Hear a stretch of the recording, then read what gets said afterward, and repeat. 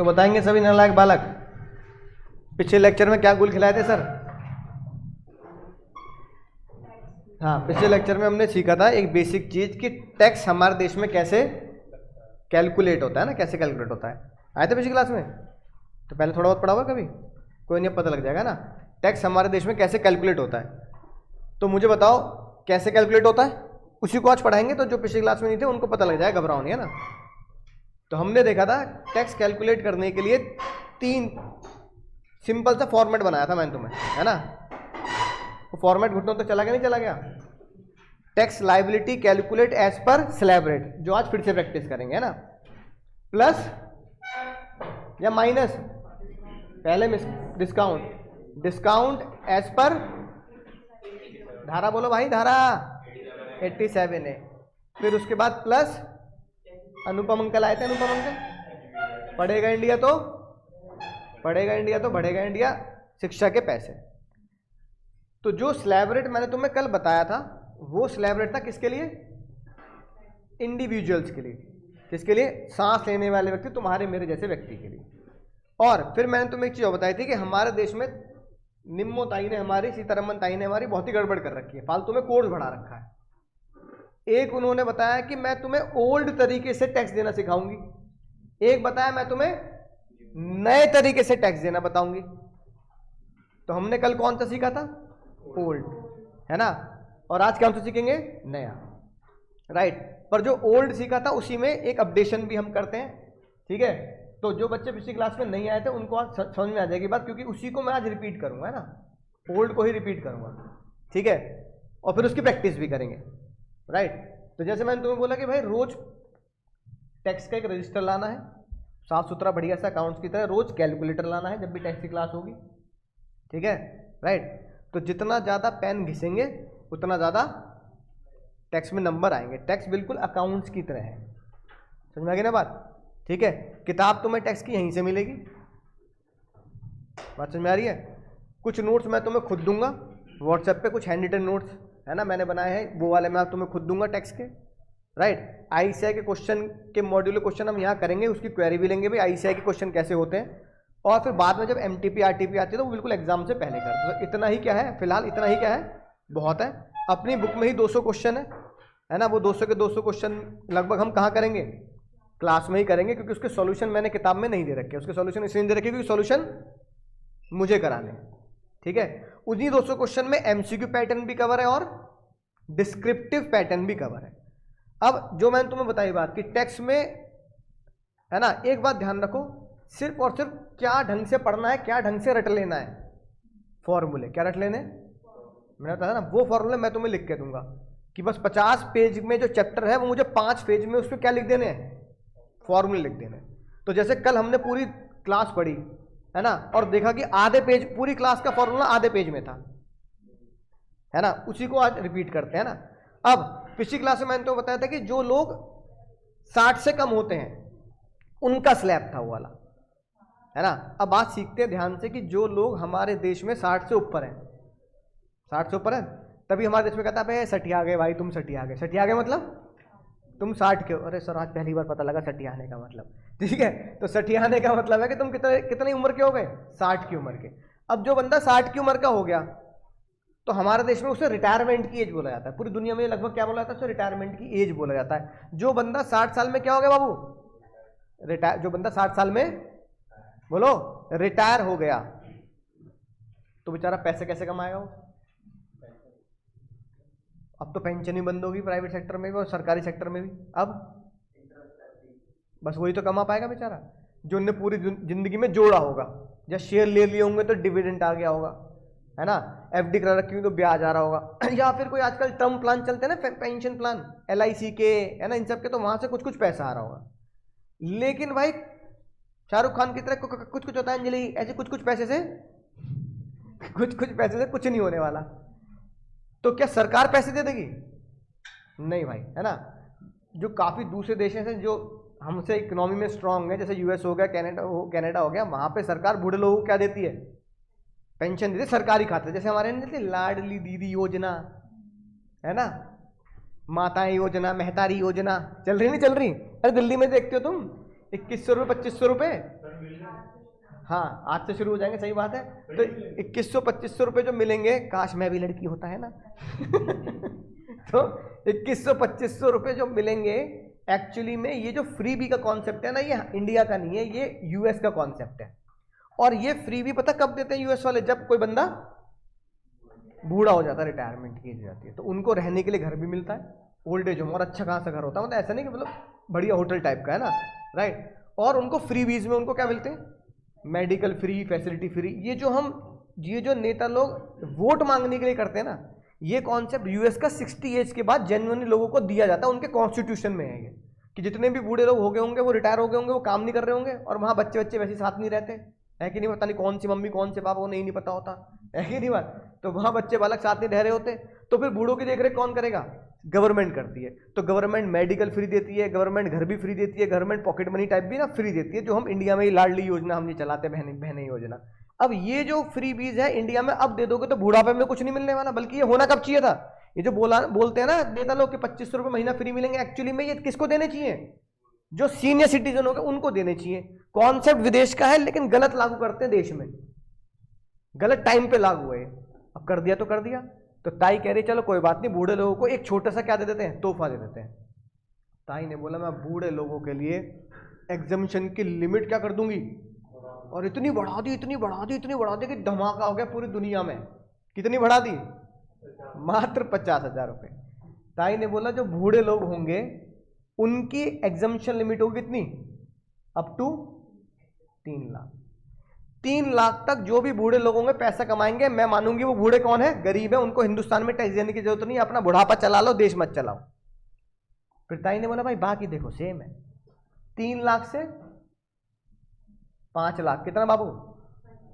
5%। 5 लाख से कितना? 10, कितना बाबू? नहीं 20। और 10 लाख अबव 30%। सेम है कि नहीं? तुम्हारे लिए मेरे लिए क्या लिमिट थी? तुम्हारे और मेरे लिए कल ये लिमिट क्या थी? 2.5 लाख, है ना। अभी क्वेश्चन करेंगे। अभी ओल्ड ही चल रहा है दीदी, अभी न्यू सिखाया नहीं है। न्यू में कोई वो नहीं है, कोई उम्र की सीमा नहीं, कोई जन्मों का बंधन नहीं। न्यू में सब बराबर है ना। ताई ने बोला सब बराबर है ना। अब भाई होता जब सुबह सुबह उठते होंगे तो जब शीशे के सामने खड़े होते होंगे, ब्रश खुद दांत तक चला जाएगा? नहीं जाता ब्रश दांत तक? जाता है। एक टाइम ऐसा आएगा जब दांत खुद ब्रश तक आ जाएंगे, देख के रगड़ते रहना, है ना। तो वो उम्र कौन सी होगी? 80 और अबव। हालांकि पता नहीं हम लोग पहुंचेंगे नहीं पहुंचेंगे, हम तो वैसे पॉल्यूशन में जी रहे हैं, है ना। 400 AQI, 500 AQI, समझ रहे हो बात को। 15 सिगरेट रोज पी रहे हैं हम, बिना पिए भी, है ना, बिना पिए भी फेफड़े गल रहे हैं भाई। तो चलो कोई बात नहीं भाई।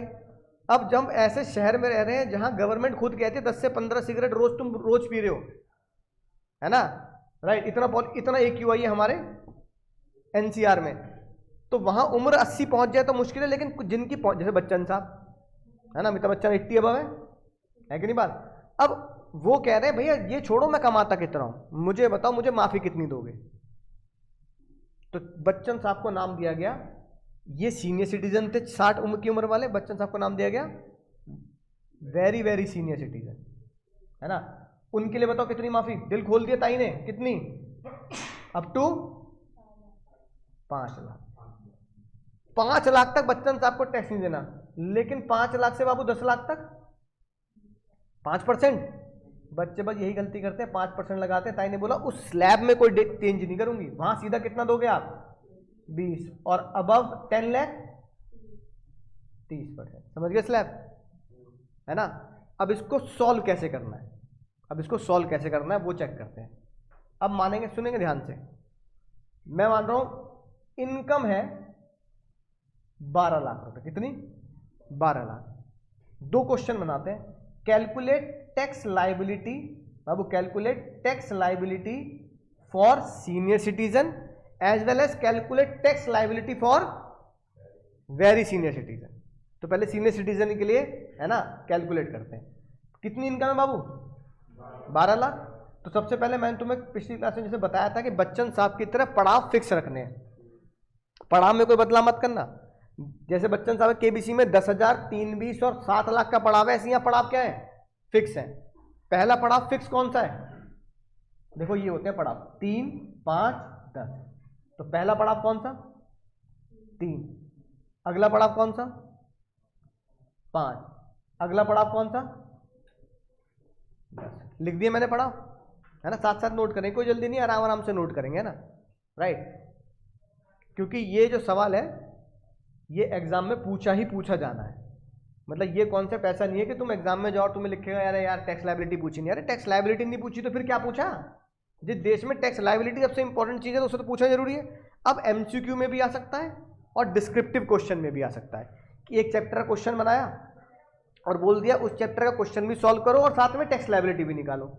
तो ये वो कॉन्सेप्ट है जो एग्जाम में 100% पूछा जाता है, हर अटेम्प्ट में आता है ना।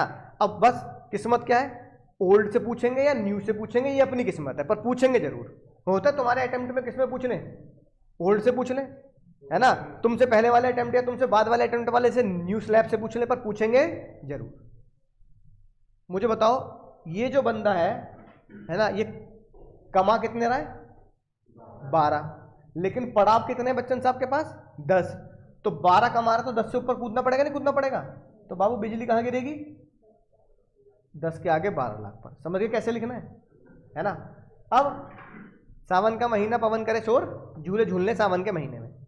यहां से यहां तक का झूला बनाया तो झूले का डिफरेंस कितना है?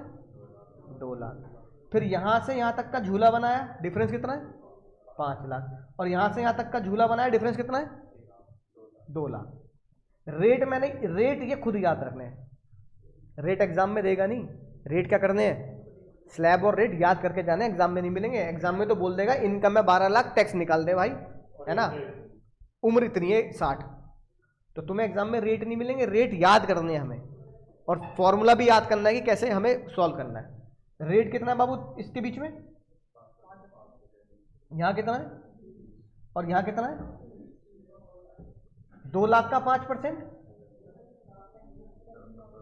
10,000।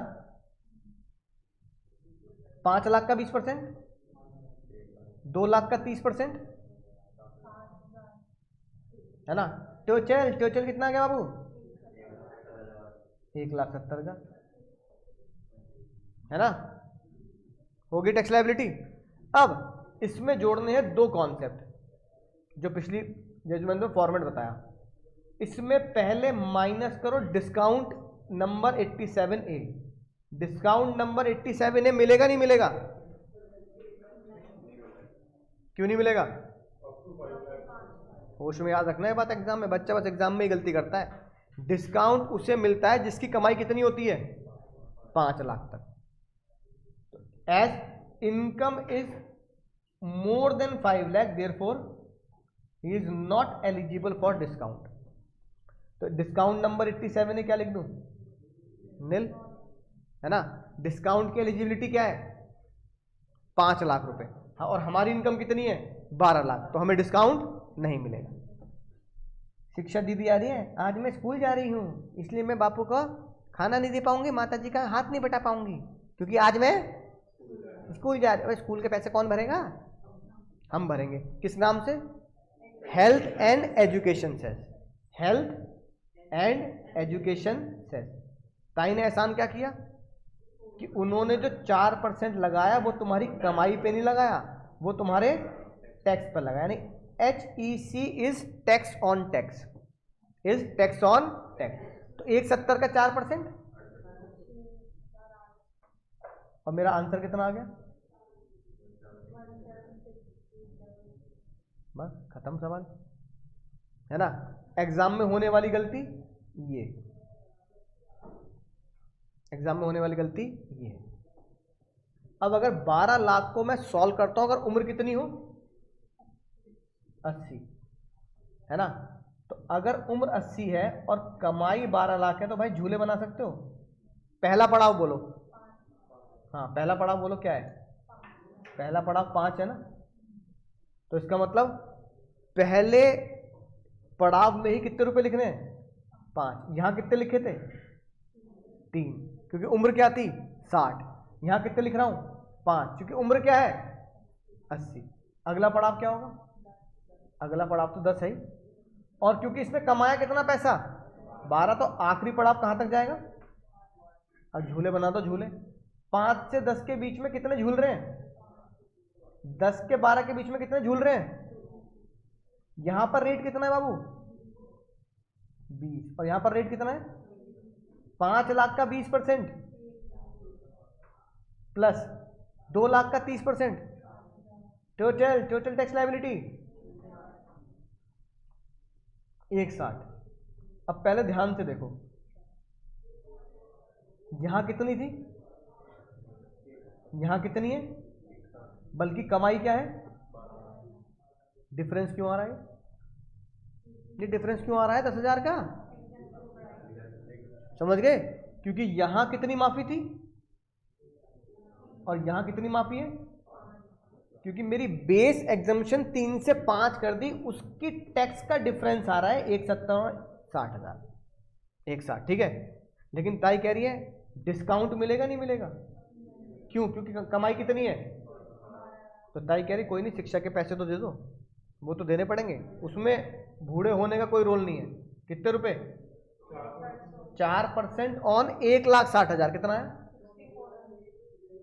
आंसर 164 हो गया आंसर। समझ गए भाई, आया कुछ समझ में, है ना। और करते हैं, अब देखते हैं अगला सवाल तुम खुद सॉल्व कर पाते हो नहीं कर पाते।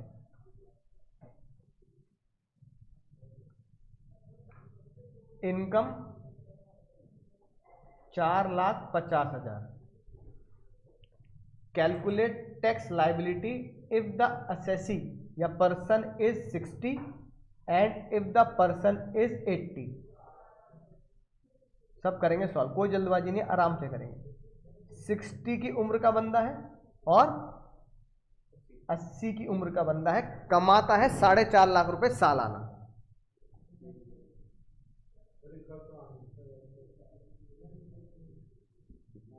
सॉल्व करके तो बताओगे ना, बताओ फॉर्मेट क्या बनेगा,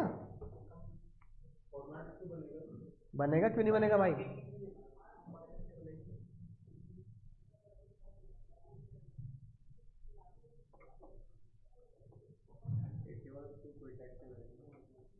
मुझे नहीं पता, पढ़ के नहीं आया मैं ये वाला क्वेश्चन।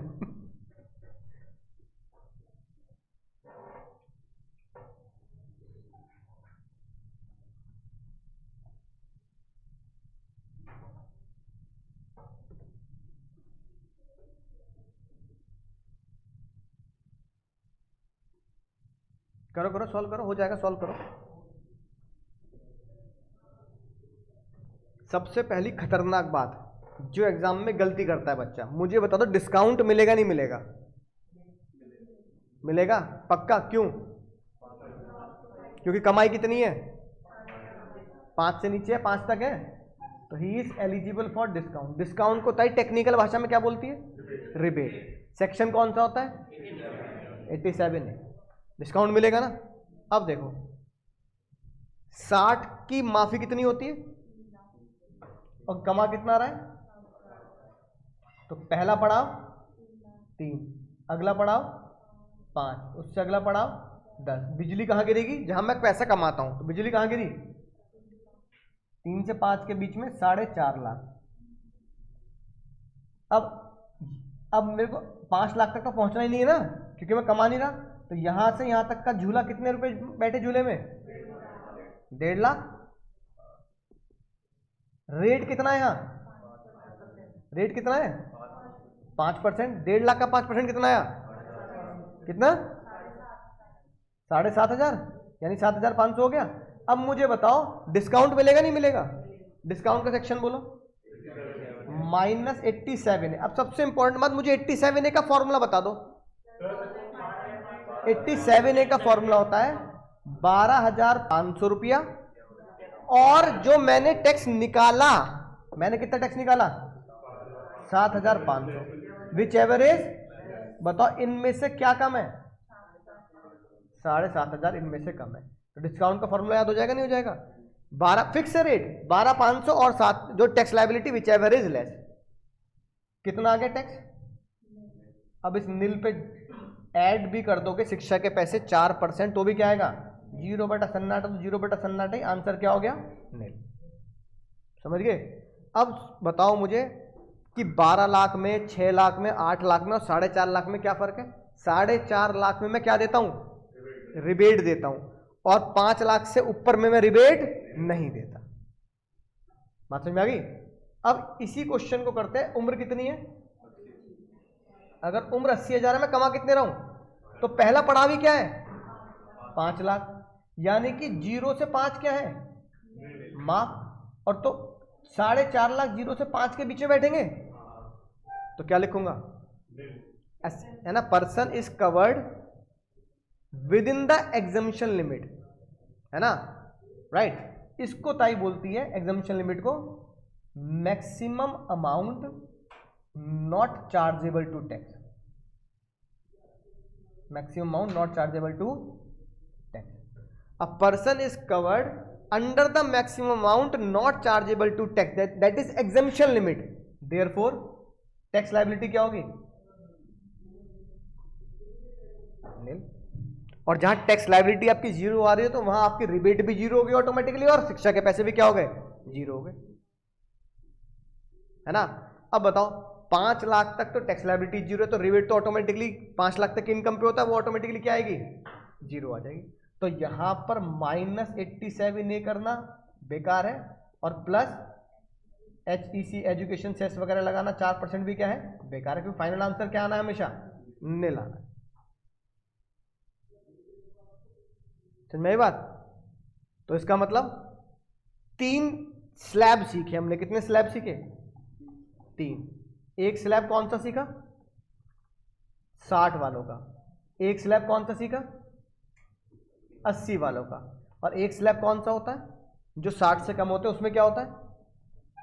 2.5 तक माफ, 2.5 लाख से 5 लाख 5%, 5 लाख से 10 लाख 20, और अबव 10 30। तो 3 ही, यानी ताई ने ओल्ड स्कीम में, ओल्ड रिजाइम में कितने स्लैब बनाए हैं? 3। एक 60 से नीचे वालों का, एक 60 से ऊपर वालों का, और एक 80 और 80 से ऊपर वालों का। तो एग्जाम में क्या चेक करना है? उम्र, है ना। और देखो आई से गेम क्या खेलता है, आई से ऐसे बोलता है क्वेश्चन जिसमें बच्चा ध्यान नहीं देता। Mister X born on 15 August 1947, his incomes are, business से इतनी कमा दी, है ना, डिविडेंड से इतना कमा लिया, ब्याज से इतना कमा लिया, बैंक की ब्याज से इतना कमा लिया, दुनिया भर की इनकम दे देगा। तो तुम बच्चा क्या करेगा? टोटल इनकम को क्या कर लेगा? कैलकुलेट कर लेगा, यानी टोटल इनकम जोड़ लेगा। तो मान लो टोटल इनकम आ गई उस पर्सन की, ठीक है, मान लो 6 लाख 7 लाख या 5 लाख इतनी आ गई, मान लो टोटल इनकम आ गई उस बंदे की कितनी, बच्चे की कितनी? 5 लाख। फिर बोलेगा calculate tax liability, calculate tax liability, 1 marks का MCQ आ गया, या जो बड़े क्वेश्चन आते हैं उसमें एडजस्टमेंट आ गई।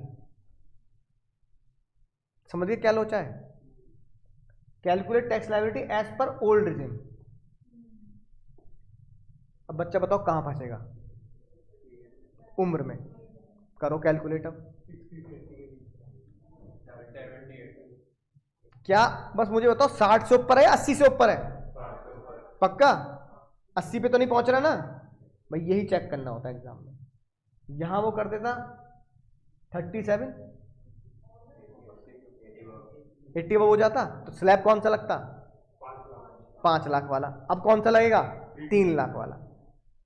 ठीक है, समझ में आई बात? दूसरी गलती बच्चे की, पहला एज में गड़बड़ करेगा, दूसरा किस में गड़बड़ करेगा?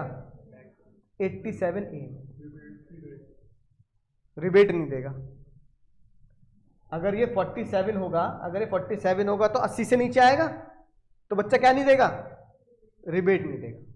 तो पहली गलती उम्र कैलकुलेट करने में, दूसरी गलती रिबेट देने में। इसलिए अब बच्चों को लगता है क्वेश्चन सही किया है, और टाइम वेस्ट कर रहा है, एक नंबर के क्वेश्चन में लगा भी रहा 2-3 मिनट, है ना। चाहे तुम कैलकुलेटर पे ही क्या सॉल्व कर रहे होंगे, एमसीक्यू सॉल्व कर रहे हो, कैलकुलेटर पे ही टैक्स निकाल रहे हो, पर वक्त तो लगा है ना, वक्त भी गया और नंबर भी गए, फिर पेपर छूटता है और घर में लगता है यार चलो इतना नंबर तो ठीक हो गया है। समझ में बात? तो ये अगर तुम्हें इस बात से समझ में आ रही हो बात कि आईसीएआई का पेपर भयंकर होता ही नहीं है। भयंकर पता क्या होता है? ये गाना छोटी छोटी रातें लंबी हो जाती, ये वाला गाना है ना।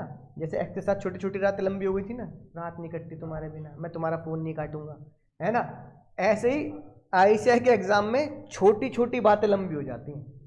समझ गए? ये बताओ कितनी छोटी बात है कि उसने लिखा मिस्टर एक्स इस टाइम पे जन्म, कितनी छोटी बात है, बच्चे ध्यान नहीं देता। ये कितनी छोटी बात है, डिस्काउंट की लिमिट कितनी है 5 लाख, बच्चा ध्यान नहीं देता।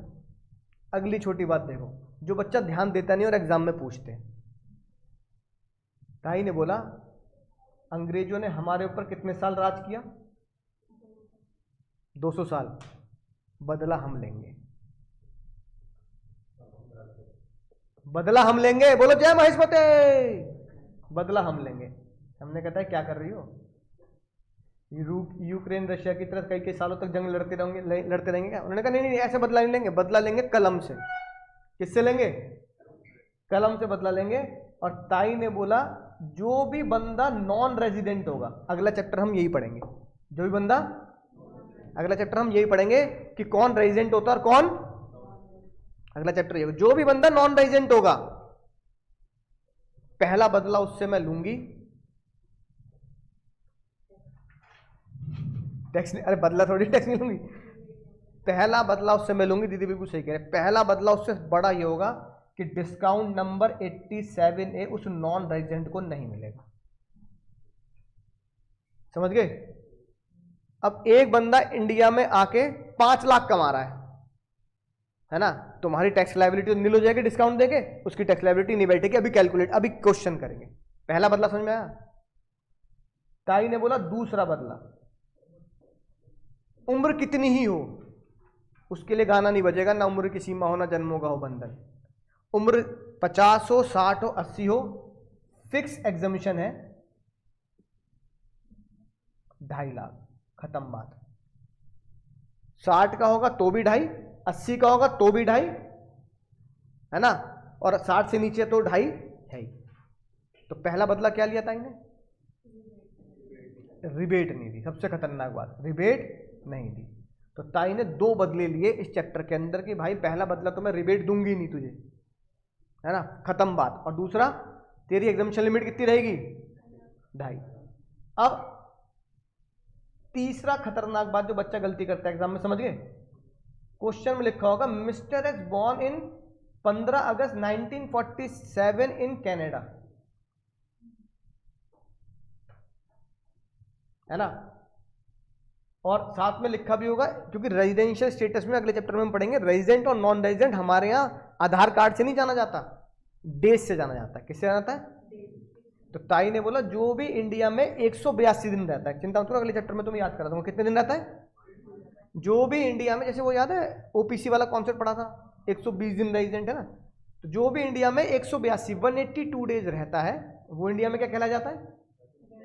तो क्वेश्चन बोलेगा mister X born in 15 August 1947 in Canada and stay in India, मेरे ईयर में कितना स्टे कर रहा है?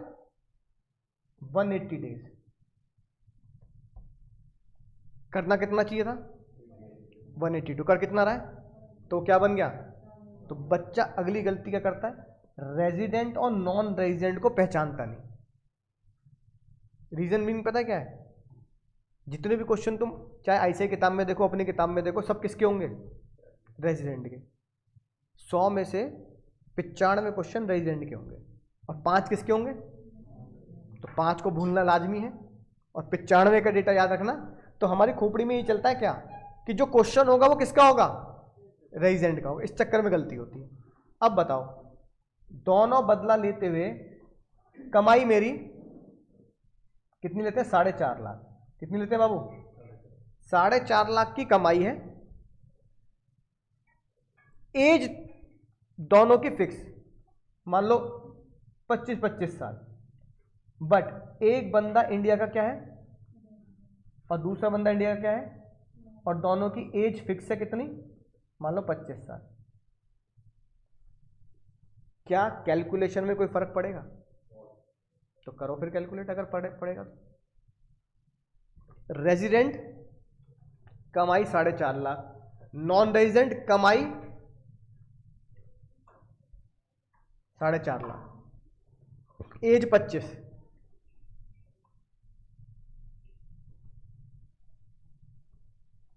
मतलब बिलो 60 हो गया ना, दैट इज लेस देन 60।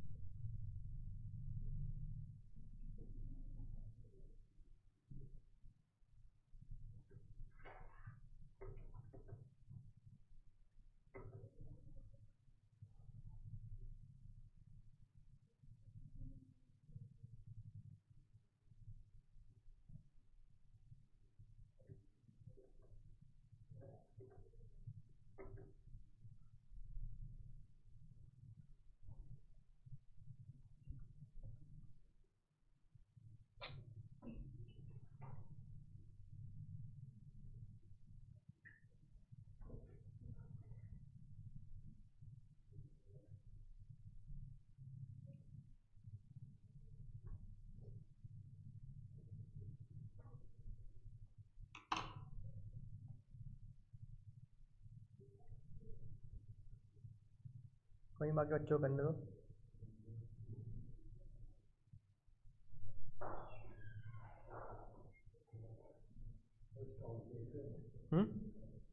फिर एग्जाम में ध्यान लगाओ, स्टॉक मार्केट पे ध्यान नहीं लगाना बिल्कुल भी।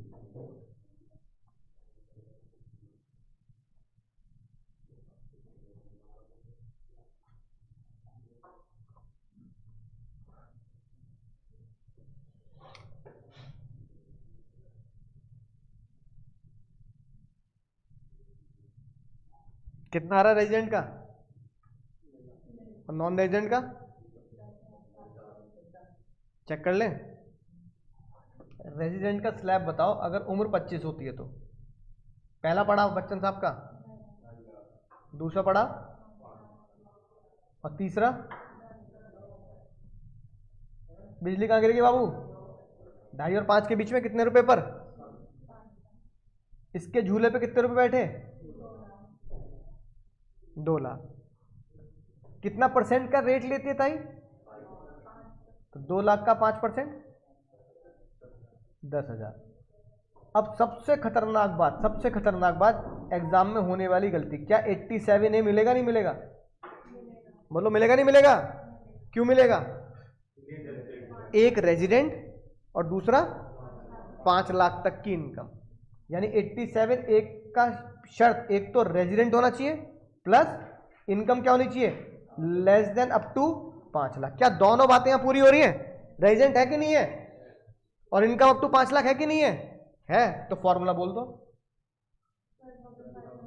12,500 और टैक्स की लाइबिलिटी 10,000 रुपए, विच एवर इज लेस क्या है, तो टैक्स लाइबिलिटी कितनी आ गई, और इसमें ऐड करेंगे हेल्थ एंड एजुकेशन से 4% नील।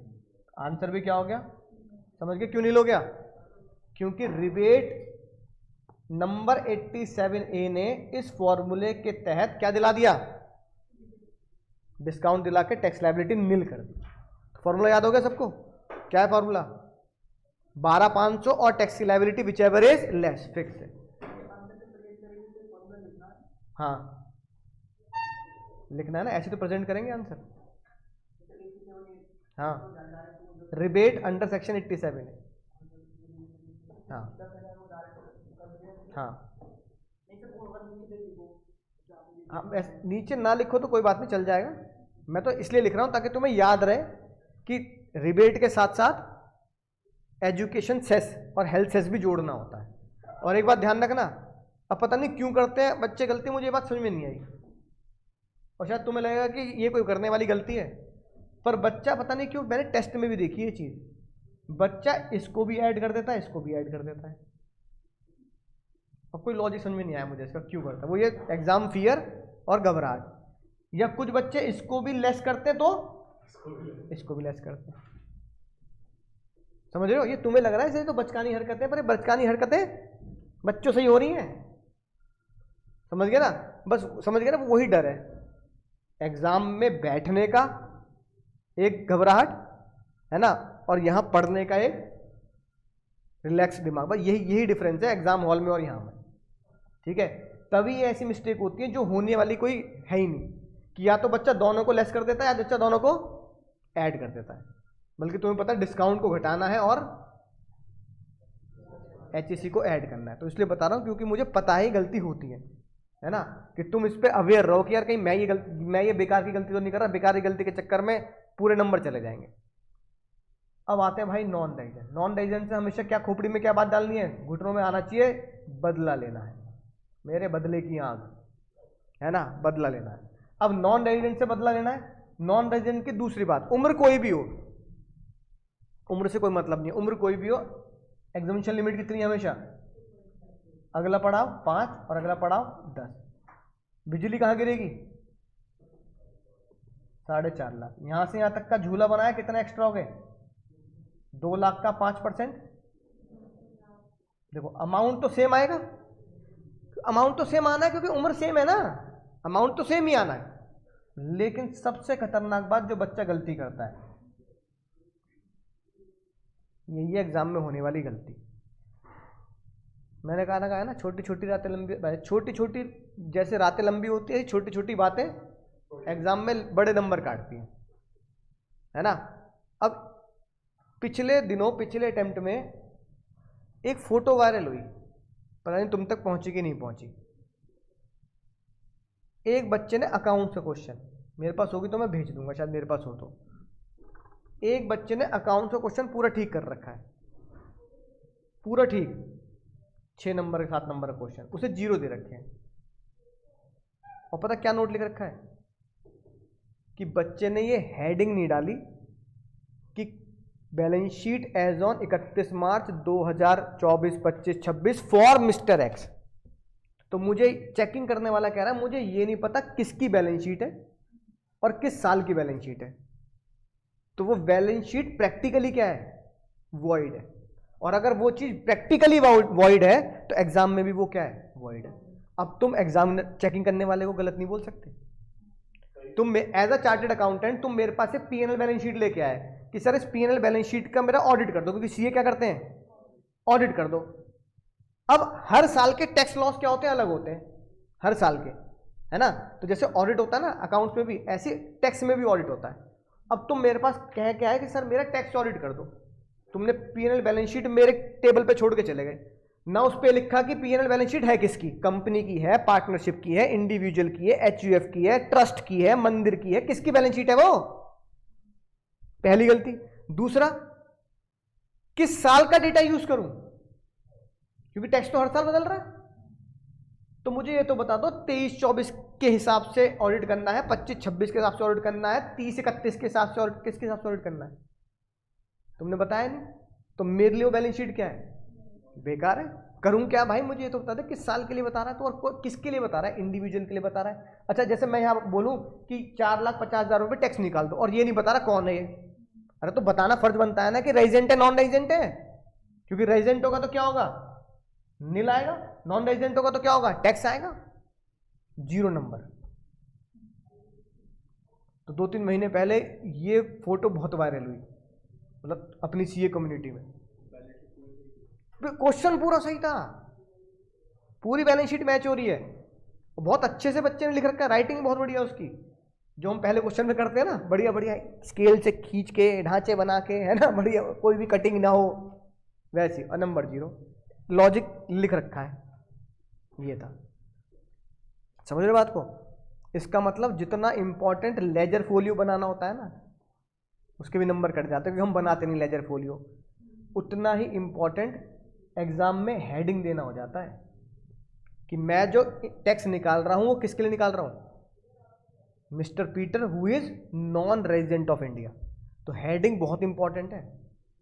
और बच्चे करते हैं हेडिंग नहीं लिखते, लिखें क्वेश्चन नंबर 2 और शुरू आंसर। अरे किसके लिए निकाल रहे हो तो बता दो उसको, है कि नहीं बात। तो ये टेक्स्ट में भी उतना ही इंपॉर्टेंट है, और टेक्स्ट में ज़्यादा इंपॉर्टेंट है एज और रेजिडेंट और नॉन रेजिडेंट। अब देखो रेजिडेंट नॉन रेजिडेंट पे क्या आएगा मुझे बताओ, 87A मिलेगा, डिस्काउंट नहीं, नीचे नोट डालना पड़ेगा, rebate of section 87A is not provided to, या फिर ऐसे लिख देना non resident is not eligible for 87A। फिर 10,000 का 4%, आंसर क्या आएगा। अब कंपेयर कर लो तुम, यहां आंसर नील और यहां रीजन रेजिडेंट और नॉन रेजिडेंट, समझ गए। अगला सवाल, income 5 lakh, age 60, income 5 lakh, age 60।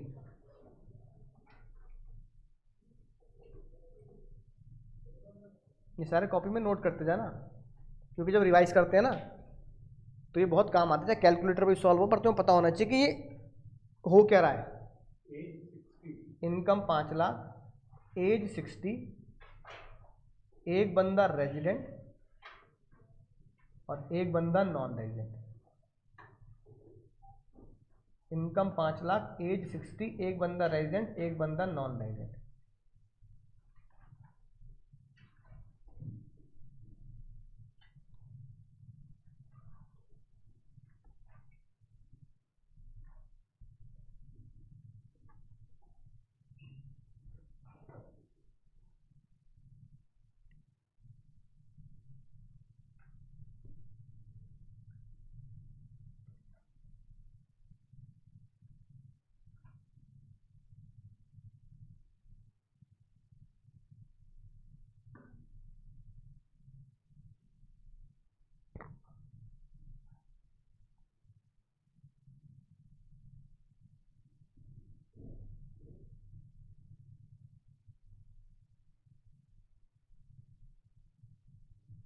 सारे निकालेंगे बिल्कुल तसल्ली से।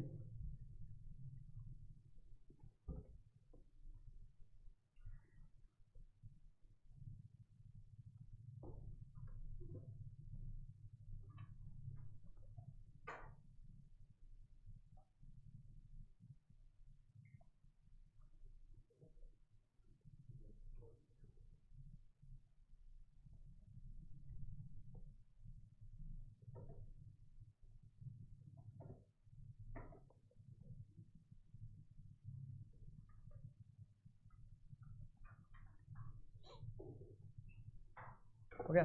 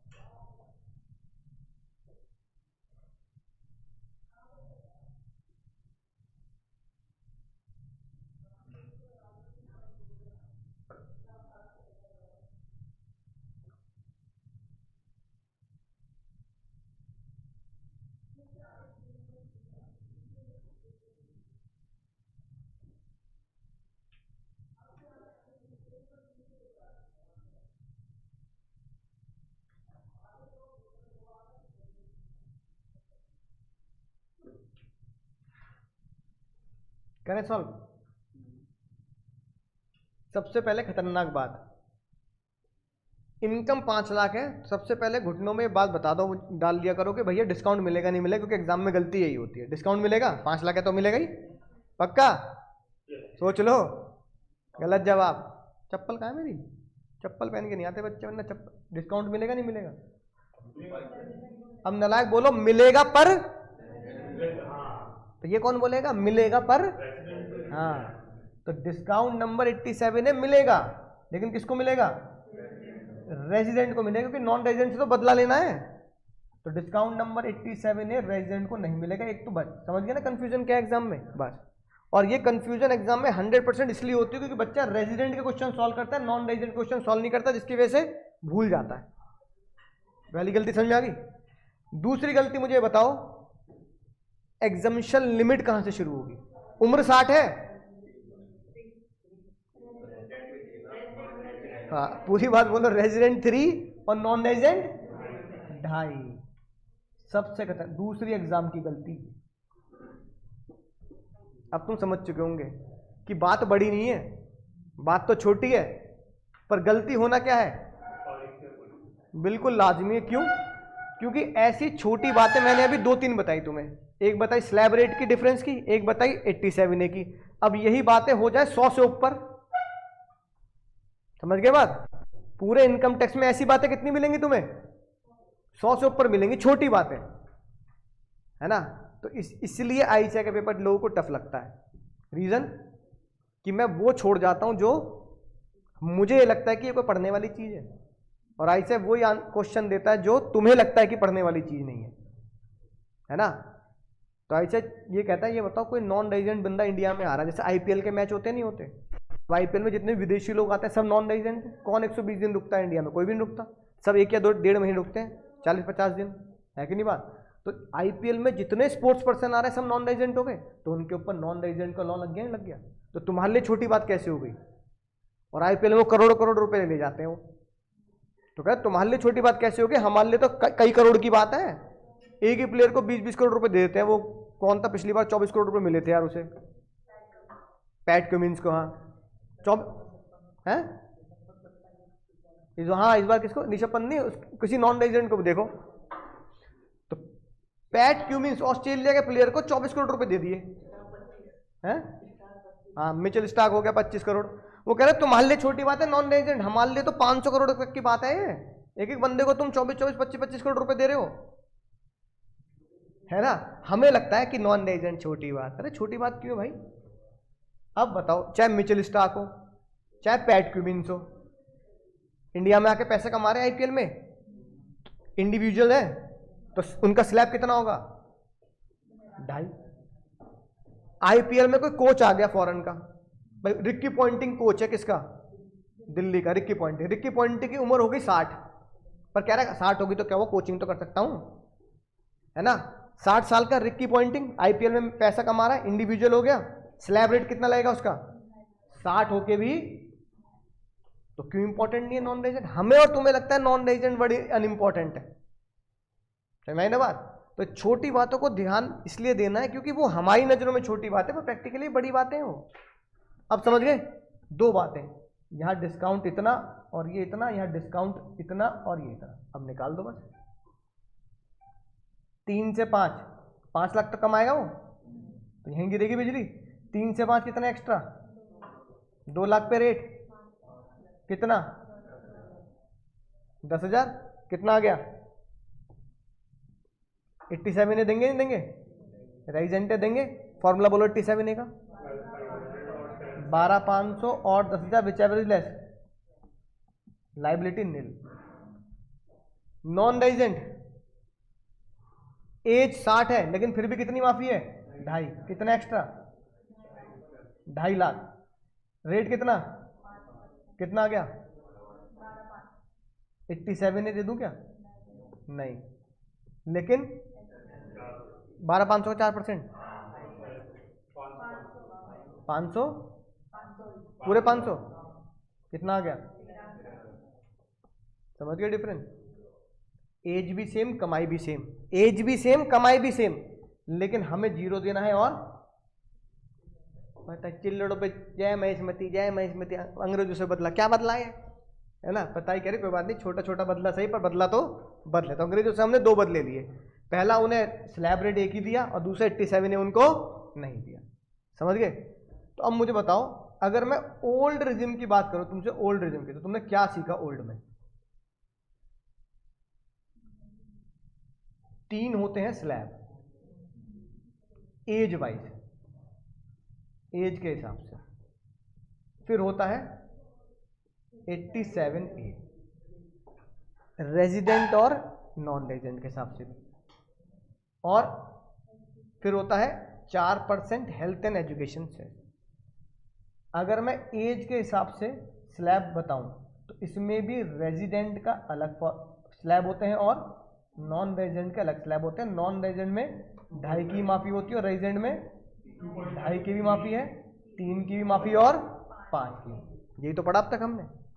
और अगर मैं 87A की बात करूं तो 87 है only and only for resident, जिसका फॉर्मूला क्या होता है 12,500 और जो टैक्स की लायबिलिटी निकाली है which ever is less.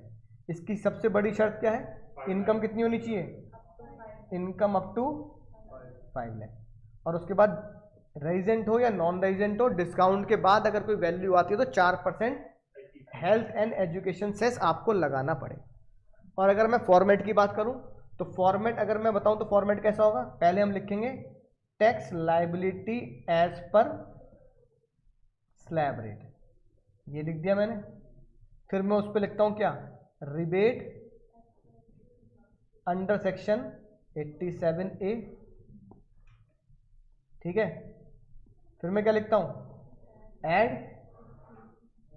Health and education cess at the rate 4% on tax. ये मेरा क्या आता है, आंसर आता है। यही तो पढ़ा अब तक हमने, है ना, रिबेट अंडर सेक्शन 87।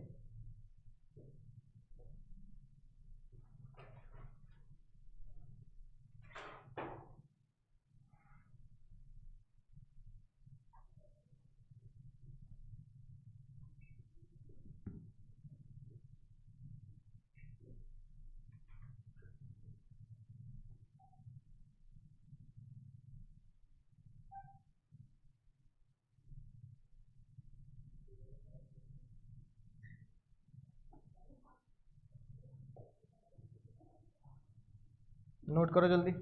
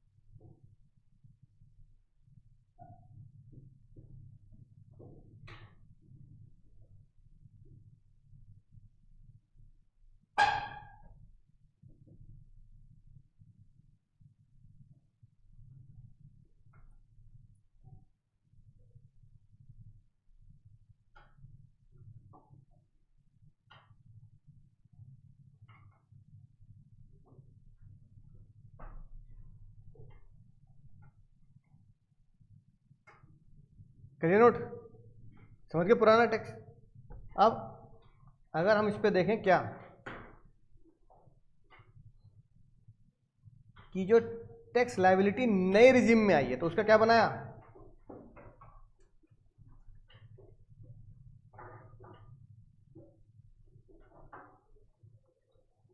सेक्शन बनाया, है ना। और ताई ने उस सेक्शन का नाम दिया 115 BAC। बग ताई इतनी बग करती है तो ताई ने अपने ही क्या बना दिया, 115 बग सेक्शन बना दिया। क्या बना दिया, 115 बग बना दिया, है ना, ठीक है। ताई ने बोला ज़्यादा बग करने की जरूरत नहीं है, जो मैं बोल रही हूं वही अब माना जाएगा न्यू टैक्स रेजिम में। अब irrespective of the age, irrespective of the age, ठीक है। क्या है बताना जरा, 0 से 3 नील, 3 से 7 5, 7 से 10, 10 से 12, 12 से 15, 15 से ऊपर। अब तुम्हें खतरनाक बात पता लगेगी भाई, अब तुम्हें खतरनाक बात पता लगेगी। वो ये, अब तक हमने जो भी क्वेश्चन करे वो तुम्हारे पास कॉपी में नोट है। जैसे आज हमने 12 लाख पे किया, है ना, तो पहले तुम निकालो 12 लाख पर as per new tax resign, calculate करो।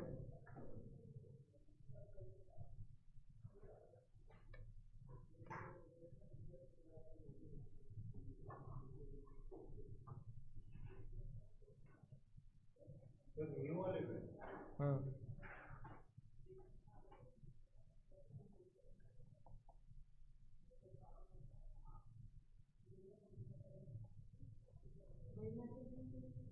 सेम झूले बनाने हैं।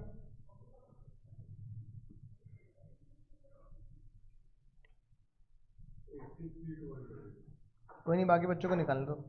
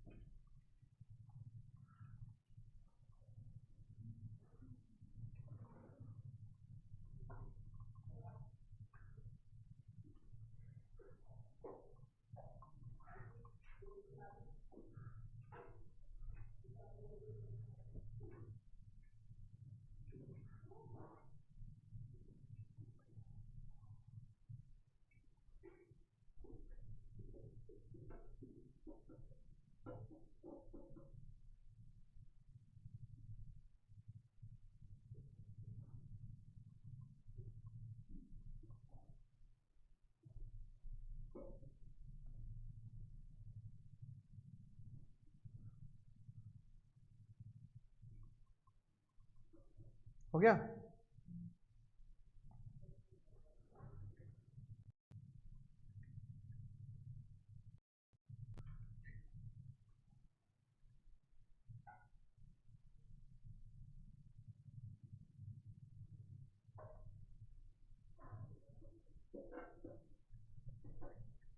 बोलो कितना है टैक्स? चेक कर ले। क्वेश्चन साइलेंट था तो उम्र हमेशा क्या माननी है? 60 से कम। ठीक है ना, वैसे 60 से कम माननी, पर इस वाले में कोई फर्क पड़ता नहीं। 3 से 7 कितने का झूला? 7 से 10। और बिजली 12 पे गिरेगी, कितना आ गया? रेट बोलना। रेट बिल्कुल सीक्वेंस में 5 के पहाड़े की तरह, 5, 10 और 15। टैक्स का अमाउंट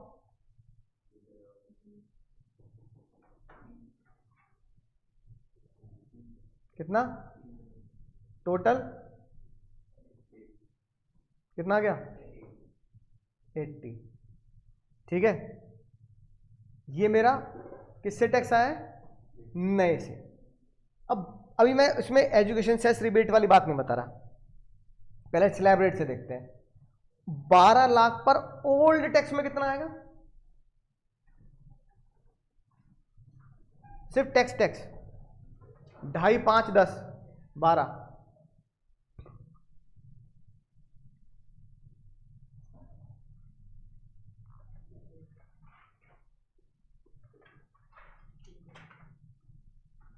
बारह लाख उम्र 60 से कम।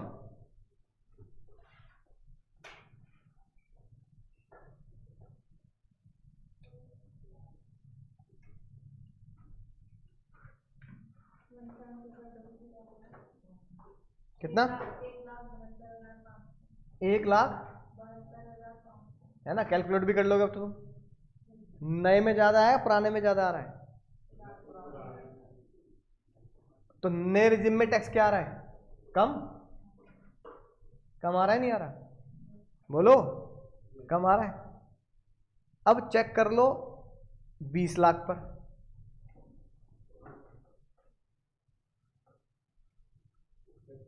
ओल्ड और न्यू निकालो,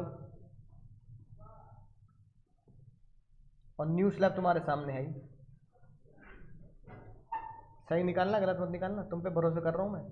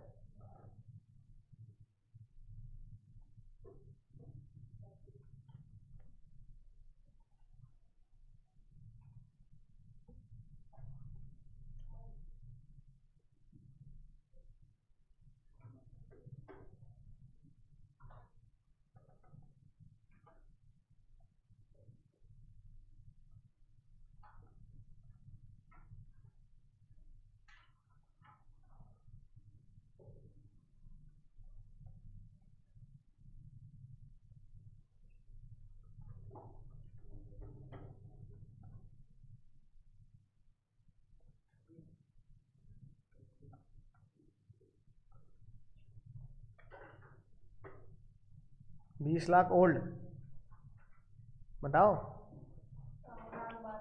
खाली मत बैठो। 4 लाख,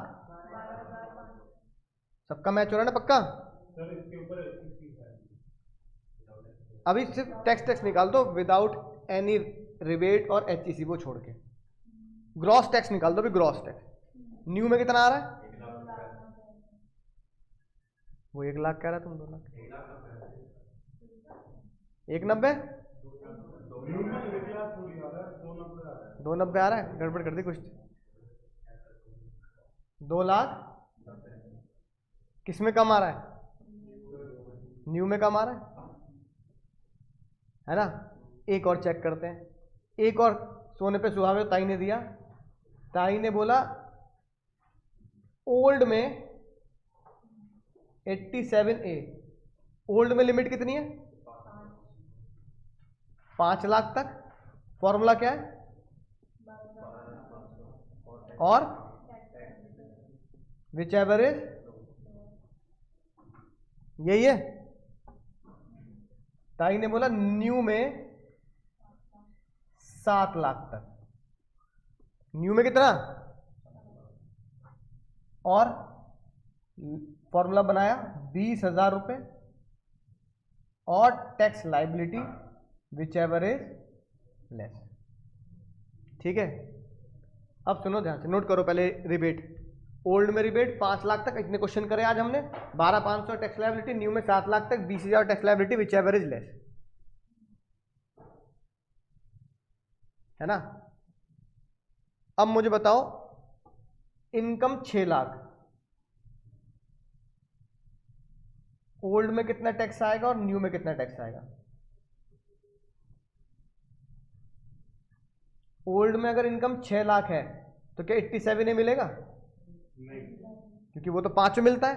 क्या न्यू में 87A मिलेगा? 87A मिलेगा।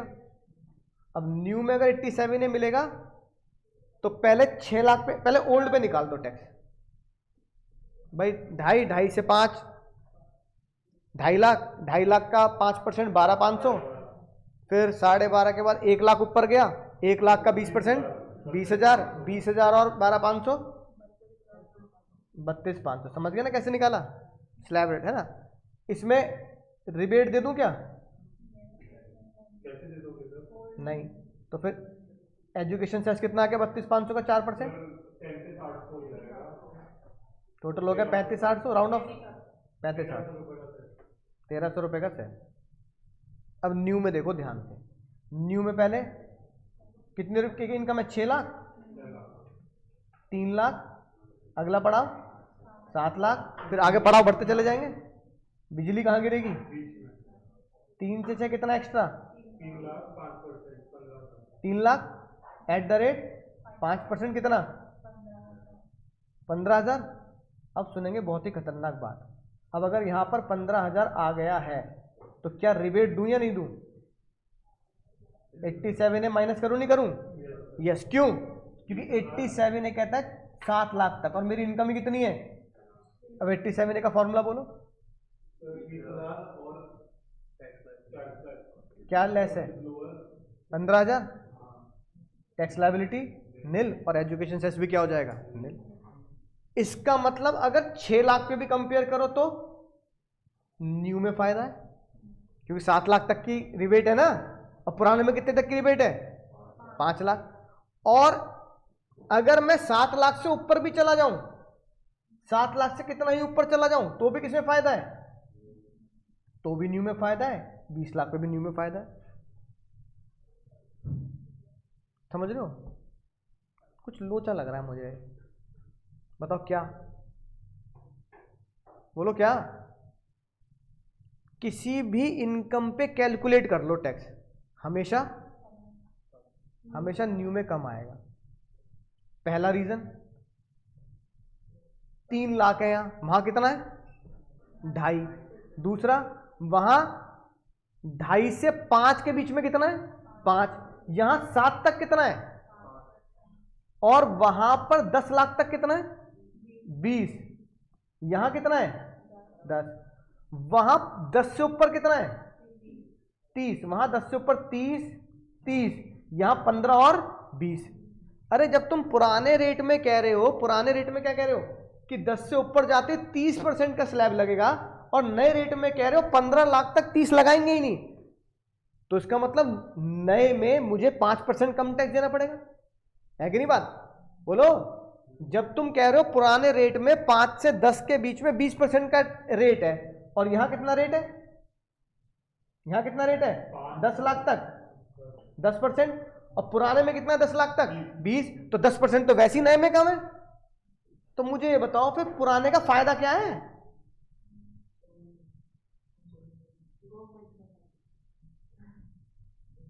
तो अब सरकार ने एक और बात कह दी, ताई ने एक और बात कही, your life your rules, my life my rules, your life your rules. मतलब तुम्हें जो भी स्लैब रेट पसंद आ जाए वो चूज कर लो।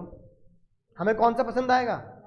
जब ताई को खुद पता है कि जब तुमने यहां पे टैक्स के रेट ही क्या कर रखे हैं? कम दे रखे हैं, तो कोई पुराने में जाएगा क्यों? वही सफेदी वही जहां अगर कम दामों में मिले तो कोई ये क्यों ले, ये ना ले। तो ये वाला ऐड याद आ जाता है मुझे। मैंने कहता है बात जमी नहीं आपकी। आपको कहना ये चाहिए था there is only one slab rate as per 115 BAC, that's all. ये तो कहना चाहिए था, क्योंकि पुराने में जाने का फायदा नहीं है। अब तुम किसी भी अमाउंट पे टैक्स निकाल लो, हमेशा किस पे आएगा? नए में कम आएगा, क्योंकि तुमने रेट यहां कम कर रखे। हम पुराने में 30% देते हैं 10 लाख से ऊपर कूदते ही, यहां तुम 30 ले रही हो 15 लाख से ऊपर कूद के। वहां रिबेट 5 में मिल जाती है, यहां रिबेट 7 में मिल जा रही है, तो नए में हमेशा कम आएगा। आएगा नहीं आएगा? तो मैंने कहता है बेकार में लोगों को परेशान कर रही हो, पागल बना रहे लोगों को। ओल्ड न्यू बच्चा भी परेशान। एक ही स्लैब रेट होता तो चैप्टर खत्म हो जाता एक ही क्लास में, है कि नहीं बात? अब 2-2 स्लैब सिखाओ, 2-2 रिबेट सिखाओ, फिर एक में उम्र सिखाओ, दूसरे में उम्र की जरूरत नहीं है। ये क्या नाटक कर रखा है? तो ताई ने कहा सुन साहिबा सुन प्यार की धुन। ताई ने बोला सबसे पहली बात, न्यू टैक्स में जो रिबेट मिलेगी वो किसको मिलेगी? 7 लाख तक सिर्फ इंडिविजुअल को ओनली, यानी HUF को नहीं मिलेगी। मैंने कहा चलो ठीक है, इंडिविजुअल को देंगे, HUF को नहीं देंगे। फिर ताई ने बोला जो बंदा न्यू टैक्स में आएगा, न्यू रिजिम में आएगा, उसको हम 23 बेनिफिट, कितने बाबू? 22 बैठ रहे ना, उसको हम 22 फायदे नहीं देंगे। समझ में आ गई बात? यानी कि अगर कोई बंदा पुराने टैक्स रिजीम में रहता है तो उसको 22 तरह के बेनिफिट दिए जाते हैं। कितने बेनिफिट? 22 तरह के बेनिफिट, जो हम चैप्टर के अंदर सीखेंगे कि एलटीसी मिलेगी, हाउस रेंट मिलेगा, डिडक्शन मिल जाएगी, 1500 की माफी मिल जाएगी, है ना, डेप्रिसिएशन मिल जाएगा, राइट, डोनेशन दोगे तो उसको खर्चा मान लेंगे, इस तरह के बेनिफिट मिलेंगे। लेकिन अगर तुमने नए टैक्स रिजिम को चूज किया है तो इस तरह का कोई भी बेनिफिट तुम्हें, बोलो भाई, इस तरह का कोई भी बेनिफिट तुम्हें मिलेगा नहीं मिलेगा? नहीं मिलेगा। तो वो बेनिफिट है ना, कौन कौन से होते हैं वो भाई क्या करने पड़ेंगे बाबू? पढ़ने नहीं पड़ेंगे, याद करने पड़ेंगे। बिल्कुल क्या करने पड़ेंगे? तो तुम्हें रट्टा लगाने पड़ेंगे, घोट के पीने पड़ेंगे, है ना। वो बेनिफिट मैं तुम्हें दिखा देता हूं कौन कौन से हैं। अब ये वो चीट कोड है जो मेरी पूरी जिंदगी में सबसे ज्यादा टाइम लिया था। बचपन में तुमने एबीसीडी तो सीखी है, यहां मैं तुम्हें इनकम टैक्स की एबीसीडी सिखाऊंगा, ठीक है? समझ रहे हो बात क्या कह रहा हूं मैं? बोलो भाई। यानी इसकी हेडिंग डालेंगे चीट कोड ऑफ 115 बीएसी। यानी अगर आप 115 बीएसी फॉलो कर रहे हैं तो आपको इस तरह के बेनिफिट नहीं मिलेंगे, बट ये सारे बेनिफिट कहां मिलेंगे? अगर आप ओल्ड को फॉलो करेंगे तभी तो बैलेंस होगा। क्योंकि हमने क्या जाना, न्यू टैक्स रिजिम में हमेशा ही क्या होना है? न्यू टैक्स रिजिम में हमेशा टैक्स कम आना है, तो ओल्ड को डिलीट करो, टाइने का नहीं। जो ओल्ड लेगा वो इसका मजा लेगा, और जो न्यू लेगा वो इसका मजा नहीं ले पाएगा, है ना। अब एक एग्जांपल तुम बताता हूं। ये बताओ, अकाउंट्स के तुम महारथी हो, चार्टर्ड अकाउंटेंट बनने वाले हो, तो मुझे ये बताओ डेप्रिसिएशन पीएनएल में किस साइड आता है? डेबिट साइड, जिसकी वजह से प्रॉफिट घटता है या बढ़ता है? घटता है। अब ताई कह रही है अगर मैं डेप्रिसिएशन को पीएनएल में डालूं ही नहीं तो प्रॉफिट बढ़ेगा ना। अब प्रॉफिट बढ़ेगा तो टैक्स बढ़ेगा। ताई ने कहा अगर तू ओल्ड में जाएगा तो तेरे डेप को मैं क्या करूंगी? पीएनएल में डालूंगी, तो टैक्स कम जाएगा। अब बाकी मर्जी तेरी है। अगर तुझे न्यू में आना है तो पीएनएल के अंदर क्या नहीं डालूंगी? डेप नहीं डालूंगी। और अगर ओल्ड में आना है तो पीएनएल के अंदर क्या कर लियो? डेप डाल दियो। तो यहां तुम्हें डेप अगर डालना है तो क्या फॉलो करना पड़ेगा? ओल्ड। अगर तुम्हें यहां डेप नहीं डालना है तो क्या फॉलो कर सकते हो? न्यू। मर्जी तुम्हारी। समझ गए? नहीं समझ गए? मर्जी तुम्हारी है। तो ताई ने बोला अब ऐसे और बेनिफिट देख लो जिससे तुम ओल्ड में जाओगे तो फायदा मिलेगा। अच्छा बताओ, मैं ओल्ड में हूं तो डेप को पीएनएल में डालने में फायदा मिलेगा नहीं मिलेगा? क्योंकि डेप अगर पीएनएल में डालूंगा तो नेट प्रॉफिट कम, नेट प्रॉफिट कम तो टैक्स कम। और अगर डेप को मैं पीएनएल में ना डालूं तो नेट प्रॉफिट ज्यादा, और नेट प्रॉफिट ज्यादा तो टैक्स ज्यादा। तो ताई कह रही मर्जी तेरी, तू टैक्स ज्यादा देने को तैयार है पर न्यू रिजिम में आके तू, है ना, मजा ले सकता है रिबेट का, एकदम ज्यादा कम टैक्स देने का। ओल्ड में तो पीएल में डाल दे डेप्रिसिएशन, लेकिन तुझे फॉलो क्या करना पड़ेगा? 2.5, 5, 10। समझ में ना बात? बोलो। ये अब बताओ ये बेनिफिट है कि नहीं है? तो ये जितने भी बेनिफिट हैं ये सारे बेनिफिट ताई ने न्यू वालों से छीन लिए, है ना। तो जब तुम्हारा ईयर शुरू होगा 1 अप्रैल से, तो तुम्हें 1 अप्रैल को ये से ऑप्ट कर लेना है, न्यू या ओल्ड में तुम्हें चुनाव कर लेना है। न्यू या ओल्ड में क्या कर लेना है भाई? चुनाव कर लेना है ना, राइट। फाइलिंग ऑफ रिटर्न, जब तुम रिटर्न फाइल करोगे ना तो तुम्हें चुन लेना है कि मैं न्यू में जाऊंगा या ओल्ड में जाऊंगा, ठीक है। अब बताओ भाई, यही मुझे लोगों को सलाह देनी है, समझ गए? तुम्हें लग रहा होगा यार बड़ा कॉम्प्लिकेटेड है, मेरा जो क्लाइंट है वो लेके आया इसकी बात, तो मुझे उसे 2 बातें बतानी पड़ेंगी, है ना, कि भाई अगर तुझे मिलता है प्रोफेशनल टैक्स, तुझे प्रोफेशनल टैक्स की तेरे ऊपर लायबिलिटी आती है, तो न्यू में जाएगा तो उसका फायदा नहीं मिलेगा, ओल्ड में जाएगा तो उसका फायदा मिलेगा। फिर न्यू से टैक्स निकालो, ओल्ड से टैक्स निकालो, निकालना पड़ेगा निकालना पड़ेगा। तो भाई एक बात ध्यान रखना, सलाह के ही पैसे हैं, बोलो भाई, सलाह के ही पैसे हैं वरना सब एक जैसे हैं। फिर चार्टेड अकाउंटेंट और नॉर्मल बीकॉम में कोई फर्क नहीं है, समझ गए ना? क्योंकि तुम्हारी रोजी रोटी क्या है? Advisory service. तुम कोई प्रोडक्ट थोड़ी बेच रहे हो, तुम एडवाइजरी सर्विस ले रहे हो ना, कि भाई मेरा क्लाइंट मेरे पास आया, उसने बोला कि सर मेरे पास ये भी है, ये भी है, ये भी है, मुझे बता दो ओल्ड में जाना है, न्यू में जाना है, और टैक्स लायबिलिटी वो बताना जिसमें टैक्स लायबिलिटी कम आए, लेकिन मुझे बता दो।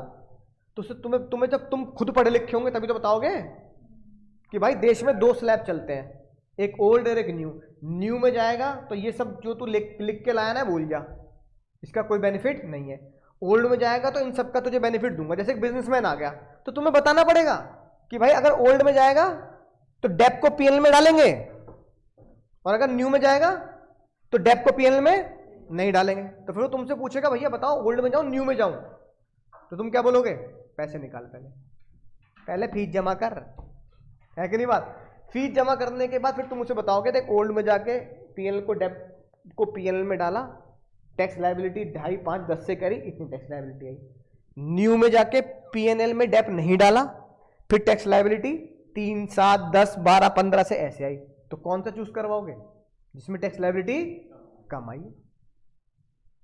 तो काम थोड़ा कॉम्प्लिकेटेड हो गया, पर सॉफ्टवेयर कर देता है ना? जो सॉफ्टवेयर डिजाइन होता है वो ये कर देता है, लेकिन मुझे पता तो होना चाहिए कि ये खर्चा कौन सा है।